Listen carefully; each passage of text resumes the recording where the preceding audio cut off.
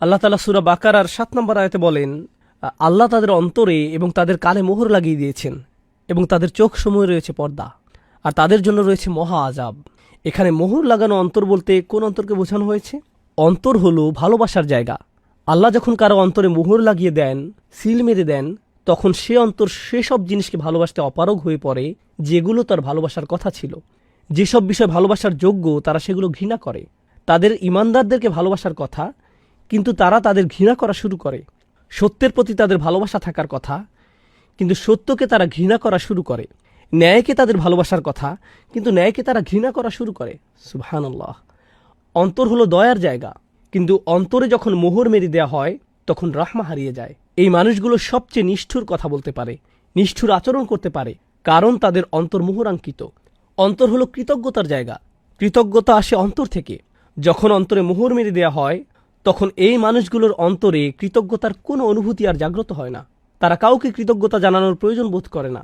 তারা মনে করে তাদের তো সব এমনিতেই পাওয়ার কথা। অন্তর হলো ভয়ের জায়গা। যখন অন্তরে মোহর মেরে দেওয়া হয় তখন তারা তাদের কর্মফলের কোনো ভয় করে না। অন্তর হলো প্রত্যাশার জায়গা, কিন্তু এই মানুষগুলো হতাশ। পরকালের ব্যাপারে তাদের কোনো আশা নেই, অন্য কারো ভালোর প্রতিও তাদের কোনো আশা নেই। তারা নিজেদের জন্য উন্নতির কোনো আশা করে না।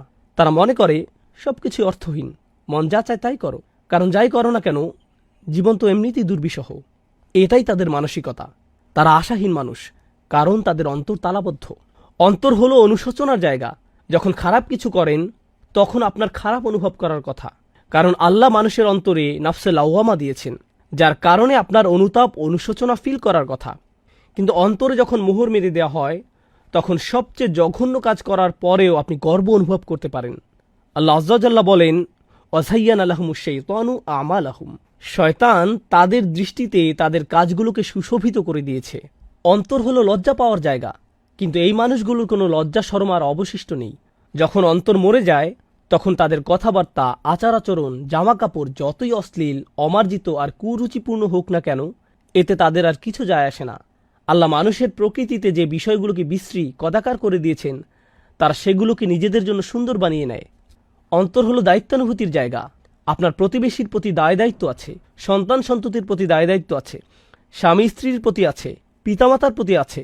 কিন্তু যখন অন্তর মোহরাঙ্কিত হয়ে পড়ে তখন সে অন্তরে আর দায়িত্বানুভূতির কোনো বালাই থাকে না। অন্তর হলো আত্মমর্যাদার জায়গা। আমার মতে এটা সবচেয়ে গুরুত্বপূর্ণ।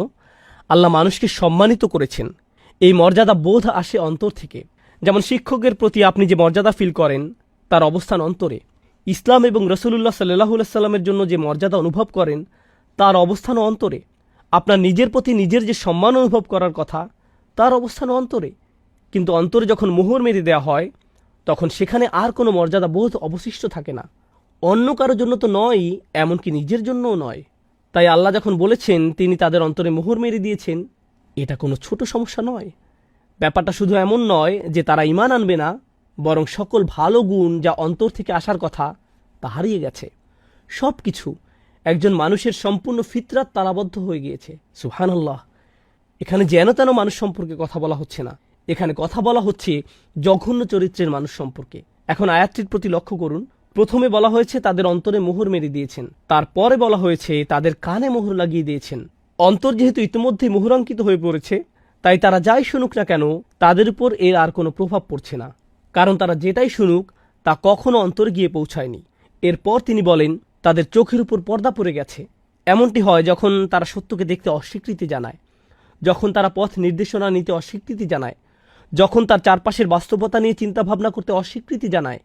আল্লাহ আমাদের এই সুন্দর দুটি চোখ দিয়েছেন যেন আমরা এগুলো দিয়ে চারপাশের বাস্তবতা দেখি, আল্লাহর সৃষ্টি দেখি, মহাসত্য সম্পর্কে চিন্তাভাবনা করি।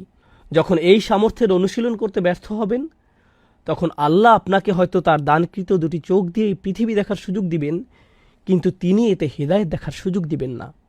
আমাদের চারপাশে যা কিছুই আছে, যত কিছু তিনি সৃষ্টি করেছেন, তিনি বলেন ইন্না ফি যালিকা লাআয়াতুন, এগুলোতে নিদর্শন রয়েছে। যখন চোখের উপর পর্দা পড়ে যাবে তখন আপনি হয়তো পাখি দেখবেন, গাছ দেখবেন, আকাশ দেখবেন, কিন্তু তাতে আল্লাহর নিদর্শন চোখে পড়বে না। আপনি দেখবেন না এগুলো কিসের দিকে ইঙ্গিত করছে।